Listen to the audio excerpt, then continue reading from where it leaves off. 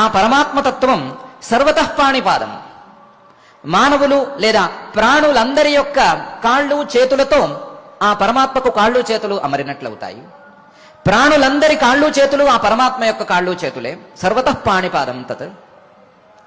సర్వతోక్షి శిరోముఖం. ప్రాణుల యొక్క శిరస్సులు, ప్రాణుల యొక్క ఇంద్రియాలు లేదా ప్రాణుల యొక్క కళ్ళు అవన్నీ కూడా ఆ పరమాత్మకు చెందినటువంటివే. సర్వతోక్షి శిరోముఖం. సర్వతశ్రుతిమల్లోకే. ప్రాణుల యొక్క చెవులు ఆ పరమాత్మ యొక్క చెవులు.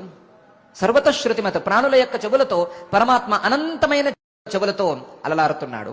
సర్వతశ్రుతిమల్లోకే. లోకే సర్వమావృత్య తిష్టతి. లోకంలో ఉండే ప్రతి వస్తువును ఆవరించి ఉంటున్నాడు. ప్రతి వస్తువు తానై ఉంటున్నాడు. ప్రతి వస్తువులోనూ ఉంటున్నాడు. ప్రతి వస్తువును కలిగిస్తున్నాడు. సర్వతశ్రుతిమత్ లోకే సర్వమావృత్య తిష్టతి.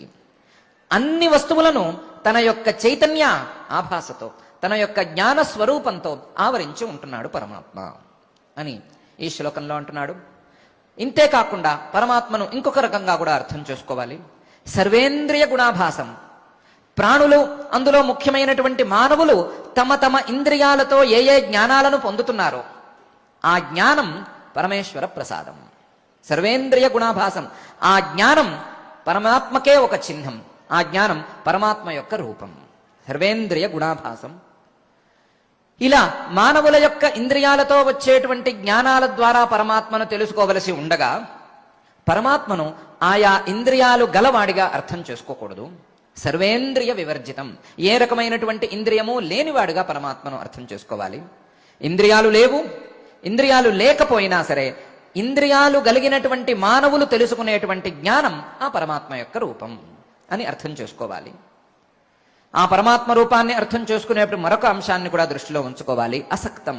ఆ పరమాత్మ స్వరూపం దేనితోనూ కలిసి ఉండదు, దేనితోనూ సంబంధించి ఉండదు. అసక్తం. దేనితోనూ కలిసి ఉండదు, దేనితోనూ సంబంధం ఉండదు. కానీ సర్వభృత్. అన్నిటినీ భరించగలిగినటువంటిది, అన్నిటికీ, వస్తువులన్నిటికీ కూడా ఆశ్రయమైనటువంటిది ఆ పరమాత్మతత్వం. అసక్తం సర్వభృచ్చైవ. ఇంతేకాదు నిర్గుణం. సత్వము, రజస్సు, తమస్సు అనేటువంటి 3 గుణాలు ఈ పరమాత్మతత్వంలో లేవు. పరమాత్మతత్వం ఈ గుణాలు 3టికి కూడా అతీతమైనటువంటి తత్వం. నిర్గుణం. అదే సమయంలో గుణభోక్తృ. ఈ గుణాల ద్వారా కలిగేటువంటి పరిణామాలకు అనుభవించే మానవుడిలో ఉండటం వలన ఈ పరమాత్మతత్వం ఆ అనుభవాన్ని తనకు తాను స్వీకరిస్తోందా అన్నట్లుగా ఉంటుంది. గుణాల యొక్క పరిణామాలైనటువంటి సుఖ దుఃఖ మోహాలను